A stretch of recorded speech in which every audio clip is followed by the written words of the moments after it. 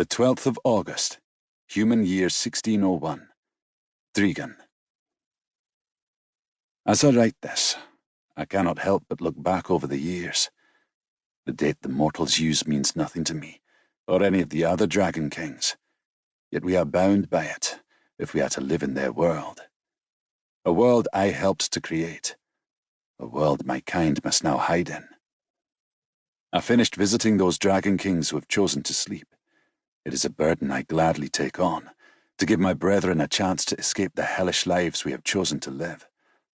After all these untold thousands of years that reign around me like the stars above, it doesn't get any easier. I soldier on, as do the other kings, because we hold out hope that one day we'll be able to bring our dragons home again. Even as I impart the past decade of information to the sleeping kings, I know there is one thought that never leaves them. When can they see their dragons again? I wish I had an answer. But even as all of the magic on this realm flows through me, I have no solution. V was the last Dragon King I saw. I sat beside him as he slept, but I could still feel his rage for what the humans had done to him. For V, and I, even for Ulrich, the answer is simple. Show the mortals who we really are. Resume our rightful place as rulers of the realm with magic and might. But how can I, after every king swore to protect the defenseless, magicless mortals? There is no remedy. Just as I feel the magic draining from this world, I wonder how long before we can remain hidden, before we have no choice but to show the humans that dragons are a part of their world, before we're once more at war.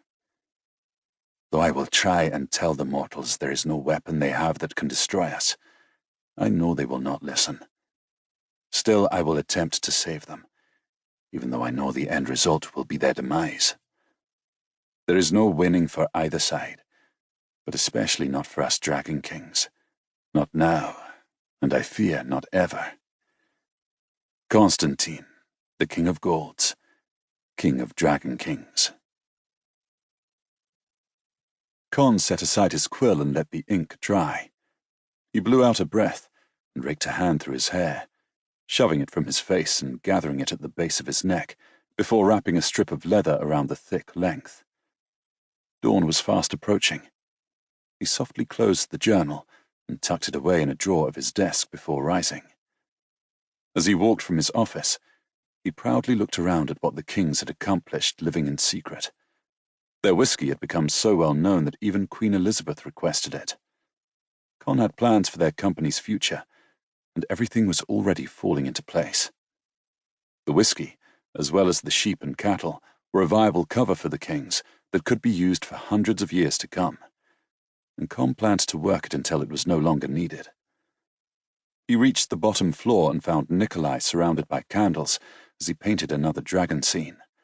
This one was from the Fey Wars. It was a reminder that even though the kings hid from the humans, they still fought to protect them. But how much longer would Con be able to convince his brethren to do that?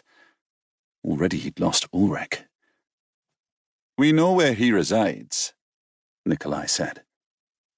Con swung his gaze away from the canvas to look into Nikolai's light blue eyes. He didn't pretend not to know that Nikolai spoke about Ulrich. "Nay, I think you should talk to him." Talk? Ulrich would most likely try to take his head. No, it was better that Con kept his distance. He'd refrained from killing Ulrich once, and he didn't want to be put in the position where he had no choice in the matter. Nikolai let out a loud sigh and nodded his head of auburn hair. "I understand."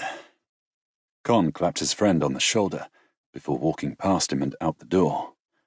As soon as he was outside, he drew in a deep breath. There would never come a day where he ever went far from Drigan. It wasn't just the seat of power for the King of Dragon Kings. It was his home,